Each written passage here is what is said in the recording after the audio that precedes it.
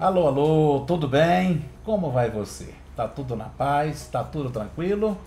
Já agradeceu a Deus por mais um dia? Já fez novas amizades? Está evitando a discussão política que não leva a lugar nenhum? Não adianta a gente brigar pelo A, pelo B, pelo C. Não. A gente tem que brigar por ideias, brigar por pessoas que queiram fazer esse nosso país cada vez maior. E o resto a gente vai resolvendo no nosso dia a dia. É claro que está na hora de você começar a colocar no seu caderninho alguns nomes que você considera que merecem receber o seu voto. Este é um ano eleitoral. É um ano da gente acertar nas escolhas, porque depois a gente paga caro, né? São 4 anos tendo que agradar, tendo que aguentar aquilo que a gente lá atrás considerou que era melhor para nós. Por isso a gente tem que fazer um exame de consciência, pensar bem, avaliar e dizer, é nesse que eu quero votar. E por falar em votação, por falar em eleição, por falar nessa questão política, estou trazendo hoje aqui para bater papo um dos homens que ficou em evidência do Brasil inteiro em 2021 e continua em 2022. O senador Márcio Bittar, relator do orçamento. Tudo bem, Márcio? Tudo bem, Roberto? É um prazer estar aqui contigo. Parabéns, eu sei que você passou uns perrengues de saúde. Meu Deus, é. E eu estava sabendo na época, enfim. Então é muito bom estar aqui, muito obrigado pela oportunidade, e ver você bem. Parou de fumar, Parei de fumar. que é uma dificuldade grande, eu As sei o que é penas, isso. né? Eu também consegui parar e sei quanto foi difícil. Foi o mais difícil da minha vida, foi conseguir parar de fumar. Então, parabéns. Viu? Agora é o seguinte, nós temos que conversar coisas que estão na boca de todos e que nós não sabemos verdades nem mentira.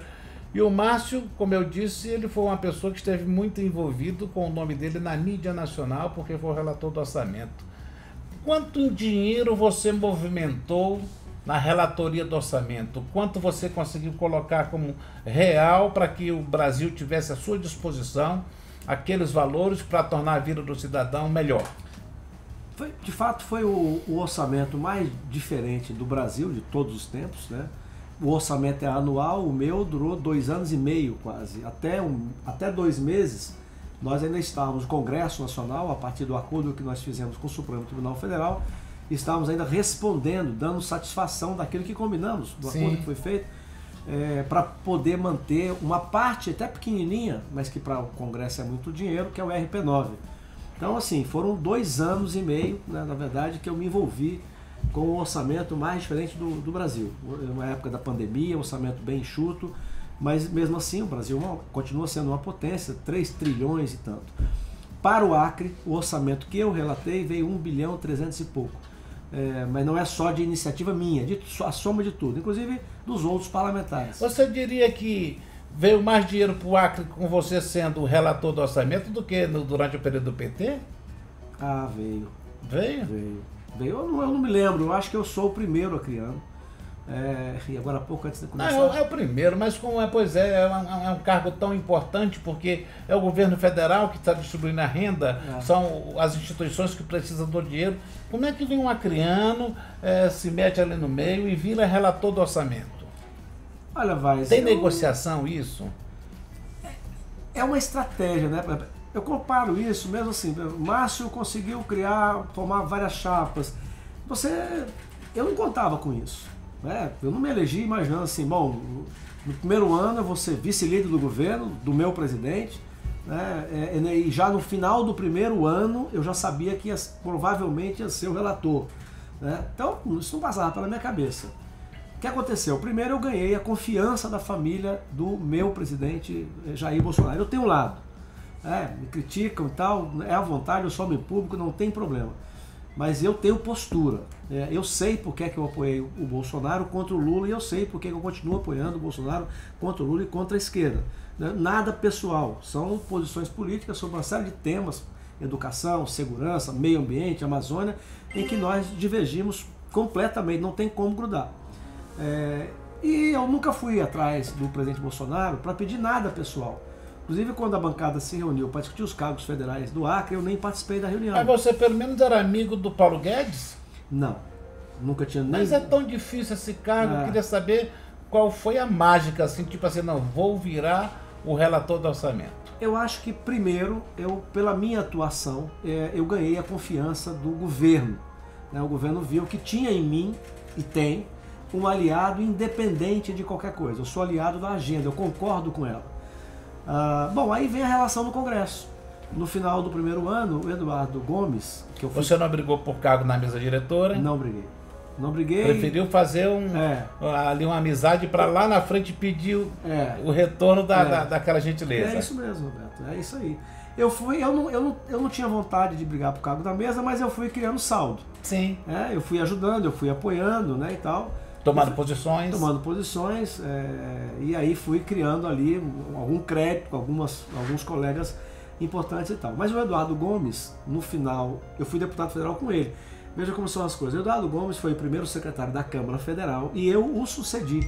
Verdade. Ele foi meu cabo eleitoral para eu entrar no lugar dele e tal. Aí o Eduardo Gomes chegou no final de 2019, no final do primeiro ano. Disse, olha, se prepara, porque o próximo relator do orçamento vai ser do Senado e vai ser você. Em janeiro, nós estávamos no aniversário de um colega lá em Brasília. Eu falei, vem cá, Eduardo, me conta aí, como é que é essa história? Porque aí ele foi me explicar. Então, o relator passava a ser do Senado, um ano é da Câmara, um ano é do Senado. E ele foi dizer, olha, por isso, eu já sou o líder do governo. Quer dizer, eu ser o líder e querer ser o relator é um exagero. O Eduardo Braga já é o líder da bancada, com o teu apoio. Eu apoiei o Eduardo Braga para líder e tal. Então foi somando, subtraindo, etc. E tal, mas também tem que ser alguém... o PMDB tem moral para pedir a relatoria, porque tem a maior bancada, mas também tem que ser, mas também não é uma lei. Então também tem que ser alguém que tenha a confiança do Palácio. Tem que ser alguém da bancada, que passe pela cúpula do Senado, mas também que tenha a confiança do Palácio do Planalto. E o cara é você. E aí aconteceu, quer dizer, o Eduardo Braga, eu lembro que teve um momento... Ele te ensinou o caminho das pedras. Ele mostrou um pouco assim a razão dele ter dito em dezembro, novembro do primeiro ano, que no ano que vem eu me preocupasse. Agora me explica o seguinte, Márcio. Eu sei que são muitos números, são muitos interesses. Tem aquela hora do dedinho do presidente, faça isso, ajuda nisso aqui, distribui mais para cá? Tem? Claro, é o orçamento do país. Ora, se você recebe prefeitos, nossa, eu recebi centenas, sei lá, não sei nem se não passou de 1000. Eu recebi um monte de prefeitos. Eu recebi, eu acho que quase todos os governadores. Bancada de todos os estados do Brasil. Por que o presidente não pode pedir? Sim. Quer dizer, se todo prefeito, se todo governador, se todo parlamentar, federal ou senador, pode pedir, por que o presidente não pode? Então, claro que tem. E você tem que intermediar. O que eu pensei desde o começo, Roberto? É uma oportunidade para o Acre. Mas surgiram boatos que você mandou dinheiro também para cidades que não eram do Acre. São só boatos ou são fatos verdadeiros? Como a gente diz aqui no interior, é uma meia-verdade. Sim. A questão é o seguinte, de todo o orçamento, você tem vários tipos de emenda. No caso do parlamento... Aquele orçamento é do Brasil, né? É do Brasil. E aí você tem, para o parlamento, vários tipos de emenda. Então você tem emenda individual, que é obrigatória, que é do parlamentar. Você tem emenda de bancada, que também é do parlamento, que agora nós transformamos em emenda obrigatória. E nessa legislatura criou-se o RP9, que também é emenda do Congresso Nacional. O RP9 é o tal do orçamento secreto, não? É esse tal da versão que se criou, que não tem nada... O que é esse orçamento secreto, Márcio? Não tem nada de secreto, ele está no Diário Oficial. O que ele poderia... ele é aprovado, está no Diário Oficial. Todo recurso como dele, ou do orçamento, que vai para o município, para o Estado, vai passar por toda a fiscalização, Tribunal de Contas da União, Tribunal de Contas do Estado, empenho, licitação, tudo. E vai passar pelo crivo, tanto do ponto de vista dos controladores, quanto dos fiscais da lei, como também do crivo político. Você pode ser, por exemplo, o dinheiro pode ter tido o caminho normal, licitação, tudo certinho, mas mesmo assim a população pode criticar que você optou por fazer uma obra que era menos importante do que a outra. Então, todo o orçamento do país, ele é carimbado, registrado, aprovado no Congresso Nacional, divulgado no Diário Oficial. Agora, ele poderia ser aperfeiçoado. E aí vem a tua pergunta original. Por que o meu nome aparece no país inteiro? Porque Sim. Toda emenda de relator, mesmo que eu atenda... Nós atendemos de 5 mil e tantos municípios, mais de 90% dos municípios do Brasil. Todos esses municípios que receberam emenda de RP9, o meu nome está nele. Sim. Então, se você for pesquisar, você vai achar, nossa, o Márcio mandou recurso, não foi só para um município ou dois. do Brasil, fora do Acre. Não, ele mandou para o Brasil inteiro. E tá lá meu nome mesmo. Por quê? Porque mesmo que tenha sido o prefeito, o deputado A, o senador B, etc e tal, que pediu a emenda, mas como ele é de RP9, o relator era eu, você vai lá pesquisar, vai estar meu nome no meio e tal. Agora, o que eu disse a todo mundo? Quando surgir, e o teu jornal, que tem uma circulação fantástica, publicou isso. E eu dizia lá atrás, quando for publicado o orçamento, Sim. o Brasil, e eu vou ser criticado, porque vai ficar claro, e eu estou dizendo isso. Você estava preparado para isso? Estava preparado, que eu vou levar mais para o meu estado. E veja, de RP9, que é o que era mais, vamos dizer, que eu tinha mais poder, o Acre foi, em termos absolutos, não em termos proporcionais, mas mesmo em termos absolutos, o Acre foi o estado mais beneficiado. E agora eu não fiz isso vamos dizer, acanhado, não. Sim. Eu fiz dizendo que ia fazer. O Brasil rico e o mundo rico, eu digo isso há 30 anos, tem uma dívida conosco imensa, e se eu tive a oportunidade de pegar um pedacinho dessa dívida para trazer para cá, eu traria. Agora, Márcio, de onde é que vem essa paixão sua pelo Bolsonaro? Você, quando foi estudante, era de movimento de esquerda. Você, se eu não me engano, chegou aí a Rússia? Foi até a Rússia. Foi a Albânia, não? Não, mas foi na Rússia. Você decretava a palavra de ordem e hoje você é da extrema direita. Me explica isso, como é que você conseguiu se afinar com o discurso do Bolsonaro? Na verdade, antes do Bolsonaro, eu já tinha feito a transição, muito tempo antes dele, né?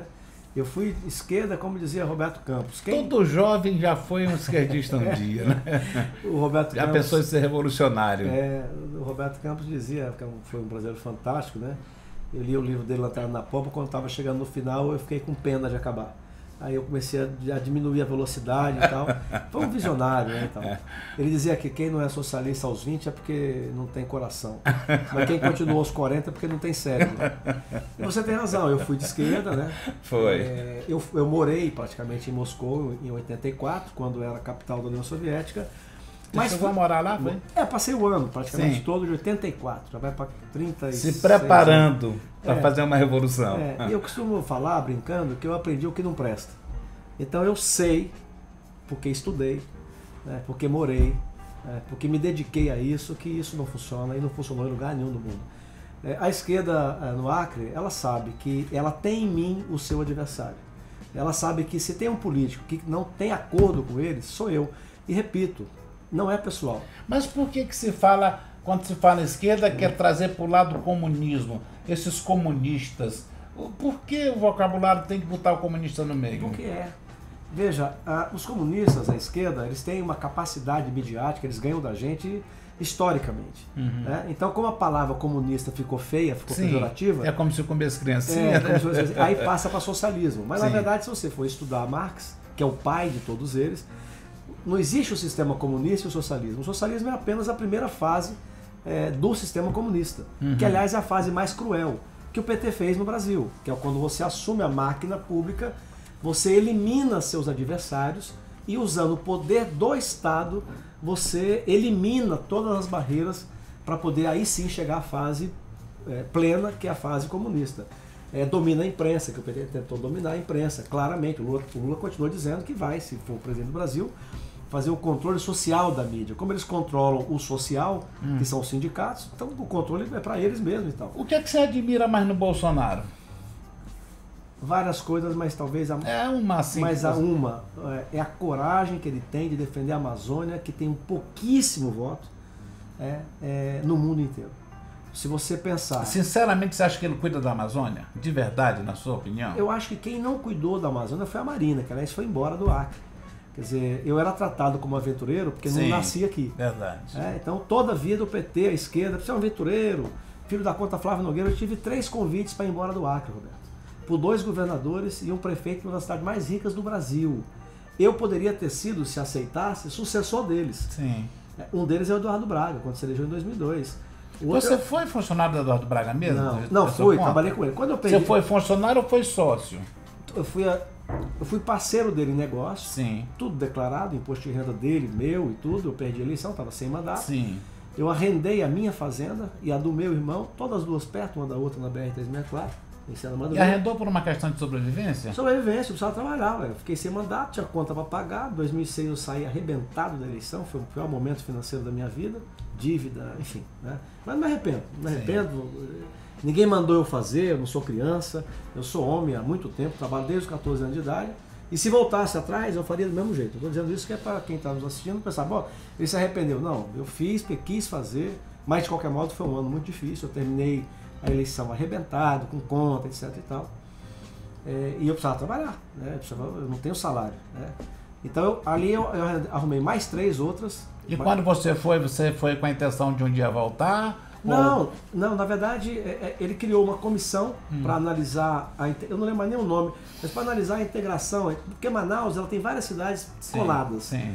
E ele fez um trabalho para fazer, por exemplo, você bolar o sistema, sistema de esgoto, de transporte, de um lugar sozinho, quer dizer, mas como assim? Ela é uma metrópole. Então ele precisava planejar esse conjunto e tal. Então uma das tarefas que eu tive foi essa. Mas isso eu ficava lá em Brasília, mais no escritório de representação do governo do Amazonas lá. E foi bom nesse período? Olha, eu precisava trabalhar, né? Eu precisava me virar. É uma experiência nesse período? Experiência boa. É meu amigo até hoje. Tanto que quando nós ganhamos a eleição, eu ganhei para o Senado, ele se reelegeu, ele me ligou pedindo 2 votos. Um para ele, para líder, e um para o Renan, para a presidência.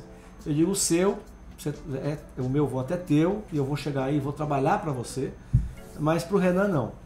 Eu entendo, daqui de longe do Acre, eu entendo que o nome que o MDB tinha, e o tempo provou, para ganhar a eleição para a presidência do Senado era Simone Tebet. Mas a bancada democraticamente optou pelo Renan. Agora, Márcio, vira e mexe, tá você e o Jorge Viana se engalfinhando, né? O Jorge falando que você é aventureiro, você falando que ele é uma almofadinha, que é um cara, por exemplo, que está vendendo a impressão errada da Amazônia para fora do Brasil. Por que vocês se encrencam tanto?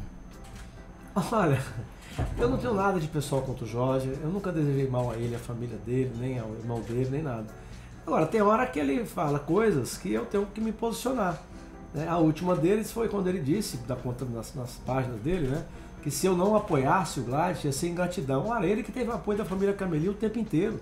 E ele nunca reconheceu, aliás, no que tem o programa, aquele que passa a noite com o Luiz Carlos, com o Astério, o Luiz Carlos provocou e ele perdeu a oportunidade de dizer, não, é verdade. Eu tive o apoio da família Cameli, cara, que agradecer, inclusive, né, e tal. Como ele teve apoio de boa parte da família Pascoal, ele não admite isso publicamente, né, e tal. E aí ele, do lado de lá, né, vai me cobrar do lado de cá, que se porventura eu não apoiar o Gladson, eu seria ingratidão. Aí eu respondi, eu tive que responder, eu não posso ficar calado. O que eu respondi? Para começar, a Mara também me apoiou. A Mara também votou em mim, a Mara me apoiou, o Petecão me apoiou. Eu lembro, Roberto, ia te chamar de Luiz Carlos, eu lembro, Roberto, que na reta final, o Petecão estava eleito, né? Eu cheguei lá na casa do Wagner, da produtora, o Petecão estava sentado assim no banquinho com o telefone, e ligando para o estado inteiro. Isso era a última semana. Já estava assim, tipo, sei lá, quarta, terça-feira. No domingo já era eleição. A pergunta dele, para a pessoa com quem ele falava, assim, e o Márcio? E o Márcio Bittar? Quer dizer, ele já sabia que ele estava eleito, né, e ele ligando para o estado inteiro, perguntando por mim. Pedindo um voto para você. Para mim, olha, sugerindo. Vamos o Márcio. Não pedindo. O Rocha, na primeira vez, faltava ainda 20 e poucos dias, que apareceu uma pesquisa em que eu empatava, embora o Jorge ainda na minha frente, mas que já dava empate técnico, eu liguei para os 3 para agradecer. Até hoje eu ainda me comovo com isso. Eu liguei para o Gladson, para o Petecão e para o Rocha para agradecer. Você é grato pelos 3? Olha, eu procuro não cometer o pecado da ingratidão. Né? Então eu disse o que eu estou te falando aqui várias vezes, até hoje me comovo com isso. Né? E o mais assim, dos 3, né, tal, mas o que estava... Sabe assim, como a gente fala na campanha, sangue era o Rocha. Nós vamos ganhar, Márcio. Nós vamos ganhar, vamos empatar. Até hoje. Nós vamos empatar e vamos ganhar e tal. E você ficou feliz de derrotar o Jorge Viana na eleição? Que era a eleição de você contra ele. Olha, o Petecão tinha subido. Juro por Deus, eu fiquei feliz por ganhar. Não ser do Jorge ou não ser do Jorge, sem nenhum exagero. O Jorge Viana faz falta na política do Acre? Para mim, nenhuma. Ele causou um mal imenso para a Amazônia, ele e a Marina, porque eles ajudaram a lacrar a Amazônia. Quer dizer, você hoje vai fazer uma estrada, não pode. Você vai fazer uma ponte, não pode. Você vai fazer um investimento, não pode. Tudo que você vai fazer na Amazônia, há um cipoal de regras e de burocracia que praticamente impede a Amazônia de aproveitar para os amazônidas, uma parte do potencial dos recursos naturais que existem. Roberto, o mundo, se você for no Mato Grosso do Sul hoje, no Mato Grosso, quando eu posso, eu vou de carro. Eu gosto de ir para o Brasil pela estrada e tal. Você vê uma região que quando você nasceu, era inóspita. Hoje você vê uma região que, aliás, próspera. Nós somos da mesma idade, né? Somos da mesma idade. Nós somos do mesmo ano. Por que o Acre não Diferença pode? está só na beleza. Não. Desculpa, velho. Então, por que o Acre não pode, Roberto? Quer dizer, o meu sonho, e eu considero que é o maior de todos os desafios, disparado do segundo, é fazer o Acre prosperar. O Acre tem que gerar renda, atividade econômica. Nós estamos com milhares de jovens desempregados. Está aí no teu jornal. Mas me diga, Márcio, que discurso é esse do Jorge, se você disse que ele é contra um bocado de coisa, desmatamento, e ele é amigo da maior parte dos fazendeiros do Acre? Os fazendeiros aderem. Dá para explicar isso? Eles aderem. Aliás, o Jorge até passou um pito neles no tempo desse, né? Não sei se eles mereceram o pito do Jorge ou não, mas passou, né? Praticamente chamando de mal agradecido. Não sei. Eu sei que eles aderiram ao governo. Os fazendeiros do Acre, eu sei quem eles não ajudaram. Sim. A mim e ao Bocalhão. Eles aderiram ao governo do PT. Cada um, mas isso é natural. No mundo inteiro, você vai ver quem governou, a maior parte dos empresários, dos fazendeiros, aderem ao governo. Uhum. Né? Por isso que quando vai passar filme, ele conta a história daquele que não aderiu. É o Mandela, que passou 27 anos e manteve-se numa posição. Porque a maior parte das pessoas, da população, ela adere. Eu disse uma vez no plenário da comissão que o Hitler teve a maior parte do apoio da população. Mussolini teve a maior parte do apoio da população. Stalin também teve. Quer dizer, é assim, a maior parte das pessoas aderem. E os fazendeiros aderiram. Eles aderiram o algoz deles. Né? E eu quero terminar o que eu falei sobre a Marina. Não é pessoal. Por favor. Mas, por exemplo, diziam que eu era aventureiro. Que eu Sim. só vim aqui por uma época de eleição, que eu não morava no Acre, não sei o que e tal. A Marina fez a vida dela a partir do Acre. E ela foi embora. Foi candidata por São Paulo. Candidato na Selva de Pedra. Quer dizer, aí tem um cara que ele escreve, e muitas vezes a escrita dele é minha. Ela me representa. É aquilo que você gostaria de dizer. Mas um dia desse ele escreveu dizendo que talvez São Paulo reconheça o que o Acre não reconheceu. Ele sabe ele sabe de que eu estou falando. E eu digo, mas como assim? Ela é o que ela é pelo Acre. A história dela de ter nascido no Seringal, ser alfabetizada aos 16 anos, amiga do Chico Mendes, é isso que fez a Marina ser conhecida no mundo. Mas tem um monte de gente assim também como ela. Tem um monte de gente como ela em São Paulo e só tem um monte de gente como a Marina, pobre, Sim. que nasceu pobre, preta, que venceu na vida, que tem histórias bonitas, mas não chegou a ser senadora. Sim. Não chegou a ser ministra. Então ela tem milhares de mulheres iguais a ela. Valorosas, corajosas, com história de alfabetização fantástica e tal. Agora, o que é que fez a Marina ser conhecida no mundo? O Acre. E ela agora abandonou o Acre e vai para São Paulo ser candidata. É um direito dela. Mas veja que hipocrisia. Eu que moro aqui desde os 10 anos de idade, era tratado pela esquerda como se fosse aventureiro. A Marina, que era um dos maiores ícones dele, foi embora do Acre. Mas na sua opinião, ela lança a candidatura por São Paulo porque ela não ganharia no Acre ou porque ela está se aproveitando da imagem dela que repercutiu o mundo? Olha, Vaz, aí pra mim não faz diferença. O que eu quero chamar a atenção porque eu acho que isso é bom para reflexão daqueles que não estão não são militantes da esquerda, da direita e tal. Né? Então, ainda podem observam, mas não. Quer dizer, a hipocrisia. Sim. Quer dizer, eu que optei pelo Acre, que deixei de aceitar 3 convites, eu hoje poderia ter sido o sucessor. Naquela época você foi convidado pelo Jorge Viana, quando você ensaiou ser candidato, para ser candidato pelo lado de lá, pela Frente Popular? Foi, é verdade. Foi ele mesmo? Até o teu irmão, o Raimundo sabe dessa história e tal. Não foi ele, foi a Marina E você está falando da Marina? Não, mas qual é o problema? É o fato, né? É o fato. É o fato, como eu falei, nada pessoal, quero bem. Mas foi convidado, tipo assim, você não quer vir compor conosco? Era mais ou menos isso? Eles me chamaram. Naquele momento era uma ameaça, você era uma ameaça para o projeto? Ela me chamou, estava ela, o Aníbal e, se eu não me engano, o Binho. Me chamaram para ser o segundo candidato ao Senado deles. Roberto, olha a minha atitude. Eu virei para eles, olha, muito obrigado pelo convite, mas eu acho que não é correto eu me aproveitar de uma estrutura, me eleger com vocês para depois eu romper. Sim. Porque eu não sou PT, eu não sou Lula. Então eu vou tocar a minha história, minha carreira e tal. Não é mais digno do que eu ter sido oportunista. Eu sabia que eu tinha chances, mesmo só. Imagina se eu sabia que eu tinha chances, mesmo só. Imagina se eu não pensava que com a estrutura de governo eu não tinha uma chance muito maior. Não foi muito mais digno. Eu disse, olha, a gente pensa diferente, obrigado pelo convite, mas se eu for com vocês, eu vou para romper depois. E acabou acontecendo. Você foi realista, Eles né? Elegeram o Geraldinho, e pouco tempo depois, um ano e pouco depois. Não foi com você, mas foi com o Geraldinho, né? Então, agora, só que eu tive eu repito, assim, que é da minha característica. Eu tive a transparência de dizer, olha, não vai dar certo, a gente pensa diferente. Agora deixa eu vamos passar para assuntos mais delicados, né? Você tornou público no ano de 2021, acredito eu, a separação sua com a Márcia, sua ex-esposa. É de verdade? Foi só um motivo político para aparecer? Por que você não desgruda da Márcia, a Márcia não desgruda de você? Eu queria entender isso. Mas primeiro que eu reunir meus 3 filhos com a Márcia, né, e combinar um fingimento. Isso é coisa surreal, né? A Márcia vai continuar a ser, enquanto eu viver, a pessoa mais importante da minha vida. O fato de ter me separado não significa que eu deixei de amar. Ela é minha família, ela é mãe dos meus filhos. Eu tenho o maior carinho, o maior respeito por ela.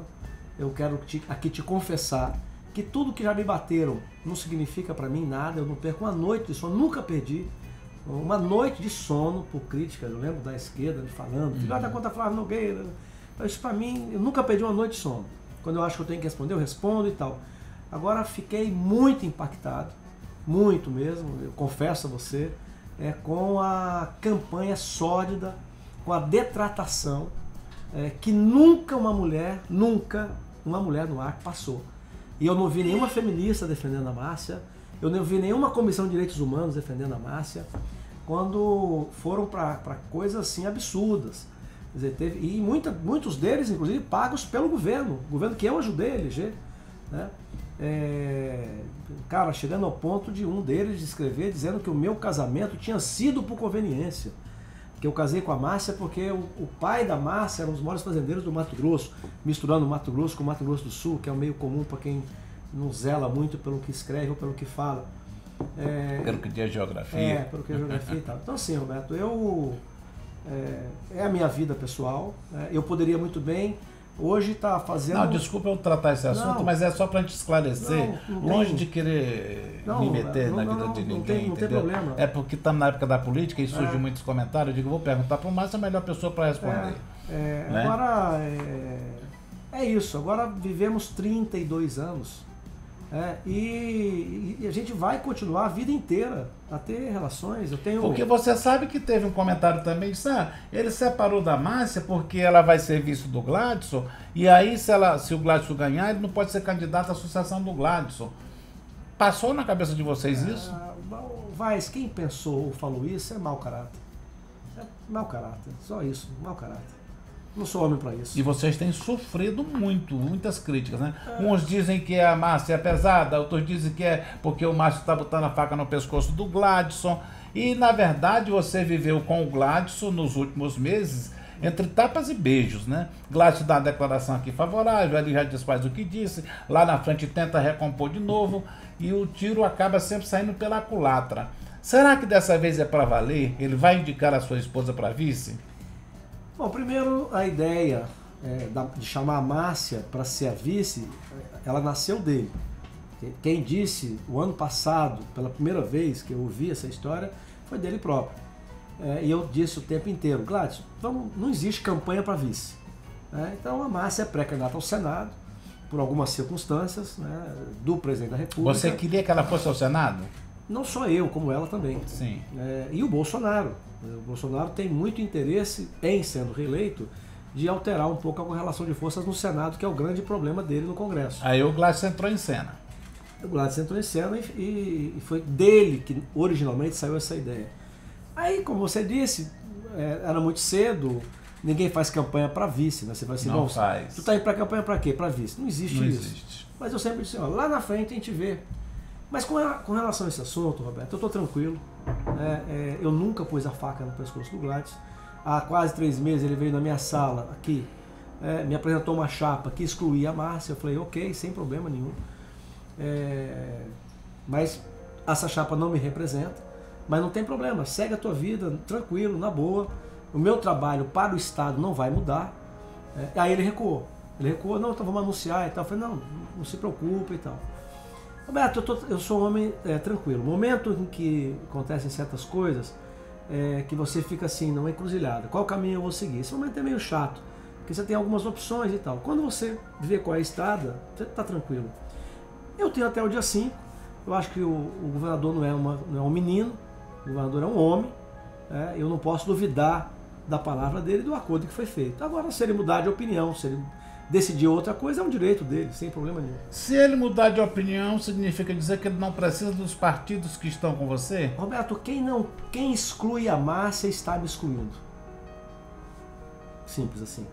Tal aquela história, quem a boca do meu filho beija, me adoça. Claro. E de uma hora para outra ficou mais a Márcia em evidência do que o próprio Márcio, né? Não merece. É o melhor caráter que eu já conheci na minha vida, Roberto. Por exemplo, se o Gladson quer, a mãe dele, o pai dele, querem um vice que dê sossego, que ele vai dormir tranquilo, a Márcia provou isso nesse processo todo. Você veja que é uma avalanche para cima dela e em nenhum momento ela abriu mão da fidelidade aos princípios que ela defende, ao que ela professa. Claro que ela não tem a experiência que eu tenho, que outros têm, de tantas campanhas, a primeira vez, pode ter falado o tema ou temas de uma maneira que talvez eu falasse de outra maneira, mas é a defesa de uma ideia, né? E em nenhum momento ela abriu mão. E mesmo assim, pesquisa que vocês divulgaram, o que eu tenho com a pesquisa que você divulgou? Você mais do que ninguém sabe que eu não tenho nada. E ela apareceu aqui na pesquisa que você divulgou com 14 pontos. A TV Acre, desculpa, a TV do Marcelo Moura, a Gazeta, que eu também não tenho nada daquela pesquisa, saiu com 15 pontos percentuais. Eu vi uma que até o Wagner mandou e tal, que me parece que foi alguém do PT que fez, porque ela tem perguntas que é muito dirigida para o Jorge. Então me parece que foi o PT. Ela aparece de novo com 14. Então ela provou que ela tem valor, né? E além disso ela leva, veja, Roberto, nessa articulação eu trouxe para a base de novo o prefeito da terceira maior cidade do Acre. Eu fui a Sena Madureira na semana passada, acho que quarta-feira ou quinta-feira, não sei, para o ato de lançamento da pré-candidatura da Meire. Roberto, se você vê o palanque que eles montaram, foi um clube lá, de cadeiras, são 500 cadeiras, estavam todas ocupadas. Ele faz campanha bem, Mazinho. Nossa Senhora, ele é 6 pré-candidatos a deputado estadual. A Toinha Vieira com o Zé Vieira, que são queridos amigos meus, estavam lá. A mulher do Nilson Areal, que é outra liderança. Está todo mundo no mesmo palanque agora? Lá em Sena, o Mazinho, em torno da pré-candidatura da Meire, ele reuniu um palanque de responsa, como a gente diz aí. E além de todas as cadeiras estarem ocupadas, tinha gente em pé lá fora e dos lados. Então, quer dizer, tinha, sei lá, 600, 700 pessoas. O James, quer dizer, faz parte do grupo hoje, que é outro que eu admiro, com a prefeita Rosana. Então, eu trouxe na minha articulação de volta, ninguém acreditava, né, há pouco tempo atrás, o prefeito da terceira maior cidade do estado. Eu ajudei a trazer para esse grupo de partidos a prefeita de Brasileia. Onde é que está o irmão da prefeita, Fernanda Sen, que disputa a cadeira de estadual? Mas como é que dá certo se você não gosta do pessoal do PT, deu um casamento com a Fernandinha? Veja bem, tudo isso não é para apoiar o PT, eu estou tirando a Fernanda do PT. Sim, pois é, de como é que você se junta com ela de uma hora para outra, que ela era petista, né? Ou ela ainda é, né? Na verdade, Roberto, não quero aqui criticar ninguém e tal, mas você tem um núcleo que sabe o que é PT. Sim. Aí vem Nilson, Jorge, Marina, essa turma aí, Sim. no núcleo. Tá? O Dudé. Pois é, falar em Dudé, ele foi convidado agora para fazer a feira. Você achou estranho aquilo dali? Achei. Por que você achou estranho? Porque tem no nosso meio um monte de gente capaz. Fica parecendo que no nosso meio não tem ninguém capaz, tem que chamar o Dudé.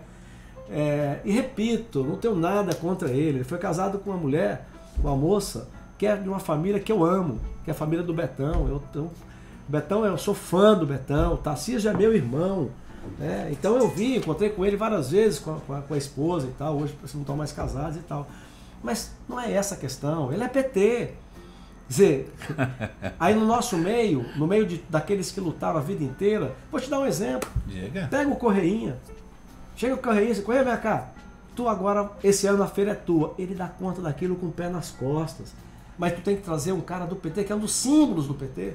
Quer dizer, é por isso que tem pessoas que odiaram a ideia, né, do Gladson de que eu possa ser o sucessor dele. Não, por falar em sucessor dele, não é você que está dizendo, né, as pessoas. Ele fez um vídeo dizendo que você era o sucessor dele. Que sugestão foi aquela e quando foi que aconteceu aquilo? Primeiro que a sugestão foi dele. Eu cheguei em Chapuri. Quem é que estava filmando ali? Não, era alguém de vocês? Não, ele que mandou. Eu não lembro nem quem foi que gravou e tal. Lá em Chapuri, eu ajudei no primeiro ano. Tem uma coisa que eu achei bonita, me comoveu muito. O Gladson tinha me dado uma listinha de algumas obras que ele gostaria de fazer, né? Assim, umas 6. No final do ano, sempre sobra alguma coisa, tem um extraordinário e tal. Aí eu consegui um. Aí tava lá um número lá, o Gladson deixou aquele papelzinho lá. Eu liguei pro Marcinho Miranda de Chapuri. Falei, Marcinho, essa AC número X, eu nunca vi o número, né? Mas alguma coisa me pensou que podia ser aquela. É a nossa aí, a antiga variante, também conhecida como Estrada do Café no passado. Já ansioso no telefone. Márcio, a nossa e tal. Por quê? Rapaz, olha, não fala pra ninguém, eu não sei se vai dar certo, mas eu vou tentar aqui arrumar um recurso pra ela. Márcio, rapaz, se tu arrumar, a gente faz aqui um mutirão, pega uma madeira, não sei o quê, só tem 2 pontes pra consertar e tal. Eu falei, não, Marcinho, se eu conseguir, é pra pavimentar. Roberto, ele ficou num silêncio sepulcral. Ele simplesmente não acreditava. O pai morreu sem ver o começo da obra. Teve um câncer fulminante e tal. Mas está lá, graças a Deus, hoje a obra está sendo tocada e tal. E a ponte de Chapuri. Eu rodei o Acre inteiro, conversando com todos os prefeitos, vereadores e lideranças que quiseram ir. Aquela ponte sai? Sai, já está fazendo fundação, eu estive lá para ver e tal. E no dia então que eu fui convidado, que o governador ia lá, para ver algumas obras, e aí essas 2 têm muito a ver comigo. Eu que arrumei a emenda da variante, é 100% minha. Da ponte, uma parte é minha, 25 milhões. Eu que arrumei a emenda e tal. E lá ele falou, se eu quero gravar e você usa isso do jeito que você quiser e tal. E é um vídeo recente, não é? É recente, é poucos dias e tal. E quando ele diz isso, Roberto, a esquerda me tem como seu adversário. Quer dizer, quando o Jorge vai para a televisão, assim, o Márcio não! Né? Quer dizer, como eles diziam em 2002, quando eu fui candidato ao Senado. O Márcio não pode. Hoje eu sou senador da República e acho que como senador, talvez eu tenha trazido em 3 anos para o Acre, talvez mais do que ele próprio trouxe em 8. Mas lá em 2002 ele dizia que eu não podia. Talvez porque eu não nasci no Acre e tal. Como ele disse agora há pouco, o Márcio não pode ser. Mas por que eu não posso ser? Porque eu tenho denúncia que ele já teve da época da Lava Jato e tal? Não. É porque eles sabem que se um dia, e eu estou tranquilo com isso, Roberto, mas eles sabem, a esquerda sabe, que se tem um sujeito que se um dia virar governador, isso é só Deus que sabe, eles não terão lugar, é comigo. Porque veja, já compuseram com a família Cameli quantas vezes? Eu estou falando um segredo? O Gladson não foi candidato várias vezes com a Frente Popular? Foi. Já compuseram com o Petecão. Eu estou contando um segredo? Não. O Petecão não foi presidente da Assembleia do Jorge? Até o PSDB. Mas não compuseram nunca com você e nem com Rocha, né? Nem então, com Rocha. Vocês não participaram de... E nem com o MDB. O MDB, oficialmente, MDB, sim. Sim. Pedaços. Né? Pedaços. Quando, por exemplo, foi o Jorge para o segundo turno, que não era com o Flaviano, né? Era com o Orley, por exemplo. Aí, não era com o Orley? Não lembro mais. Eu sei que teve pedaços que apoiaram. Eu quero saber também o seguinte, e se o Gladson, na hora H, disser não? Que rumo você toma? Eu vou repetir, Roberto. Eu entendo que o governador não é criança. Né? O governador é um homem, eu também sou.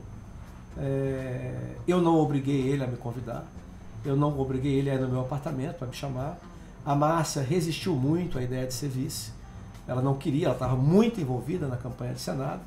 Eu tive que ir a Brasília falar com o Valdemar da Costa Neto, com o Flávio Bolsonaro e, por fim, com o próprio Bolsonaro, porque eu não podia... Você tomou o PL da Mara? Eu já falei isso, Roberto. Eu acho que hoje... Não, só para ficar mais ou menos claro. Não, mas eu acho que hoje os dois acreditam na minha versão. Lá mais atrás, eu fui ao Flávio Bolsonaro, pedi a ele que convencesse o pai para deixar a Márcia no União Brasil. Sim. E eu disse a ele, Roberto, o Flávio, a Mara Rocha, deputada federal, a mais votada do Acre, bem avaliada, ela já está com o comando do PL, eu não quero confusão com eles. E não vai alterar, até falei para ele naquela ocasião. Tu tem dúvida que se a Márcia for senadora do União Brasil, como eu sou do União Brasil, fui do MDB, você tem dúvida que ela vai ser leal à agenda que o Bolsonaro defende? Ele falou não. Tá? Só que ele não se convenceu. Talvez eu ter dito isso foi pior. Porque quando todo mundo, muita gente, ia lá para pedir a ele, ao pai dele, que desse o PL, eu fui para dizer, não precisa se preocupar, não faça isso. E aí, quando eu volto com o Gladson, a reunião que era para ser no gabinete dele, tinha sido transferida para o gabinete do Valdemar da Costa Neto. E na presença do Gladson, do Lívio Veras, do Bistene e do Alisson Bistene, a Márcia, eu, o João Paulo, o Valdemar da Costa Neto e o Flávio saem de lá e aí pronto. Aí diz, olha, o candidato do meu pai, o candidato do governo é a Márcia Bittar, por isso. E o Valdemar, na sequência, diz assim, Roberto, olha, eu não tenho como negar um pedido do presidente, que para mim é uma ordem e tal. E aí tiraram o PL da Mara para passar para a Márcia. Então eu não podia, quando o Gladson convida de novo a Márcia para compor a chapa com ele de vice, eu não podia não falar com essas pessoas. Então eu vou, a Márcia se convenceu, eu fui falar com o Valdemar da Costa Neto, com o Flávio Bolsonaro e com o presidente da República.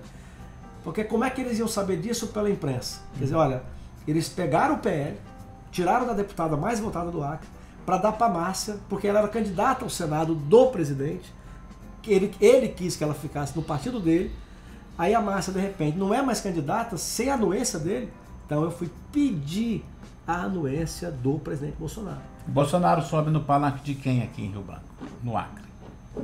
Olha, eu tive com ele, né, antes de voltar para cá. E aí eu falei para ele, presidente, olha, hoje no Acre está um cenário aberto e tal. E ele falou, Bittar, por que você não sai para o governo? Ele me chamou, o militar só chamou pelo sobrenome, né? Ele, presidente, eu estou em outro momento, né, e tal. Agora, se eu for candidato, presidente, a governador, que eu nunca trabalhei para isso, né? O senhor fique tranquilo. O senhor pode, se eu for no Acre, eu for candidato, o senhor sobe no meu palanque, sobe no palanque do Gladys, sobe no da Mara também, que disse na convenção do PSDB, na pré-convenção, né? No plebiscito lá que eles fizeram. Ela foi lá, e ele sabe disso, ele viu o vídeo, ele me disse que viu o vídeo, ele leva muito isso em consideração. Ela foi lá e disse, olha, eu estou aqui, mas o meu candidato é o Bolsonaro e tal. Roberto, eu jamais vou exigir do presidente da República que ele só esteja no palanque que eu estiver. Eu quero, acima de tudo, que ele se reeleja, e que ele tenha uma bancada na Câmara e principalmente no Senado maior e melhor para que a gente avance as reformas que eu concordo que ele queira fazer e com as quais eu concordo. Para a gente fechar, que o nosso assunto já está estouradão aqui, você diria que tem um risco de golpe se o Bolsonaro ganhar? Nenhum. Você acredita piamente que ele é um presidente democrático? Nossa, quem não é democrático é a esquerda, que é a ditadura do proletariado. É incrível como a esquerda inverte as coisas, né? Olha a Venezuela, a democracia. Eles sabem, esse é o regime que eles apoiam. Olha o que virou Cuba, olha o que está virando a Argentina. Aonde o Caetano Veloso... Deixa eu me lembrar agora, que eu estava olhando aqui, me lembrei de uma coisa agora. Você chegou a pensar de ser ministro do Bolsonaro, agora com as mudanças que foram feitas na equipe, com a série de ministros que foram candidatos? Olha, o meu nome... Chegou a ser cogitado, não foi? Foi. E só disso, para mim, já é uma honra, é um orgulho, né? Foi sim, meu nome foi cogitado muito, e muito para um ministério, não foi para que é o Ministério do Desenvolvimento Regional. Porque eu falei para o presidente e para o próprio Flávio que dessas conversas, né, e tal, quando se tocava nesse assunto, que esse era o ministério que me interessava, que eu sabia que eu dava conta, até porque o ministro que estava lá é meu amigo. Era o Roma, era? Não, Rogério Marinho. Rogério Marinho. Que agora é candidato nosso ao Senado lá no Rio Grande do Norte. Sim. Torço muito por ele. É um cara que entrega serviço. Veio aqui, veio lá em Cruzeiro do Sul, foi lá em Cruzeiro do Sul comigo e tal. E a equipe dele, eu e ele, a gente... na época eu deixei de ter mandato, ele estava com a equipe que era minha. Aí eu voltei a ter mandato, ele perdeu, a equipe voltou para o meu gabinete. Agora ele perdeu, aí ele ganhou e eu perdi. Aí a equipe voltou para ele. Agora eu ganhei para o Senado e ele perdeu para o Federal. A equipe, por exemplo, a pessoa que eu considero o meu Olavo de Carvalho, que é o meu consultor, é um cara fantástico, um querido amigo, teve no Acre um monte de vezes, já fez um monte de pesquisas aqui, eu conheci através dele. O meu motorista era motorista dele. O meu jurídico era dele. Parte da minha equipe no Senado. Tá bom. Agora eu só quero... Esse era o ministério. Esse é para fechar mesmo. Como é que consegue dormir com tanta fofoca em torno do seu nome, em torno do nome da sua esposa, em torno dos partidos que você tem? Rapidinho, como é que você consegue dormir? Eu durmo bem sempre, a vida inteira. Eu te confessei aqui que a única coisa que me incomodou muito, eu estou confessando isso mesmo, foi o que fizeram com a Márcia. E fazer com ela me doeu. Mas ela não, ela é uma mulher muito forte. Ela é igual à mãe. Quanto mais ela está ficando madura, mais ela está religiosa, como a mãe também era assim, a dona Dolly. Mas me incomodou muito, isso me incomodou. Agora comigo mesmo, Roberto, não é que eu não ligue. Claro que eu preferia abrir os jornais e não ver nada e tal. Claro. Mas isso, eu sou acostumado. Aliás, às vezes eu estou lá em Brasília, né? Alguém me liga. Rapaz, tem um cara aqui no município que está falando mal de você. Passa pra ele passar no guichê, pega a senha, que a fila é grande e tal. Agora, mexer como mexeram com a Márcia, uma mulher com quem eu vivi 32 anos e tal, da maneira como foi feito, a deputada do Partido Comunista chegar a dizer que ela estava entrando pelo esgoto. Eu acho que esgoto é aquele que bota a fotografia de um assassino confesso, a caricatura de um assassino confesso na sua parede, como ela faz. E mesmo assim, todos nós tivemos tolerância com isso. E aí você... E mostrou a hipocrisia de muitos movimentos aparelhados, que só defendem a mulher se for da esquerda, que só defende o preto se for da esquerda, só defende o índio se disser o que eles querem ouvir. Se é alguém que é mulher, que é apedrejada, que é depredada, de forma violenta, com mentira, mas não é da turma da esquerda, essa não merece defesa e tal. Isso me tocou. No resto, eu nunca deixei de dormir, nem véspera de eleição minha. Eu durmo bem, não tenho problema não. E a Márcia é mais forte do que eu. Quem me acalentava, quando eu perdi a eleição, o colo que eu deitava, o ombro que me erguia, era ela. Ela é mais forte que eu. Obrigado. Eu que te agradeço. Boa sorte para você. Para você também. A sua convenção que dia é? Dia 5. Poxa. A do União Brasil, a do Republicano e a do PL. Você botou, foi para deixar as coisas bem definidas, né? É bom ter cautela, né? Dia 5 é praticamente um recado para aqueles que ainda duvidam da capacidade de organização do macho, de estratégia, porque é no dia 5 aonde deve acontecer o fechamento de tudo. E para não ser surpreendido, os partidos que ele comanda, dos interesses do grupo, decidiram marcar para o dia 5, o que na verdade gera uma certa expectativa de que tipo de chapa vai ser feito, que tipo de caminho o Grupo Bittar vai seguir, ou se fica onde está. A palavra está contigo, Gladys. Joga essa bola para frente. Tchau.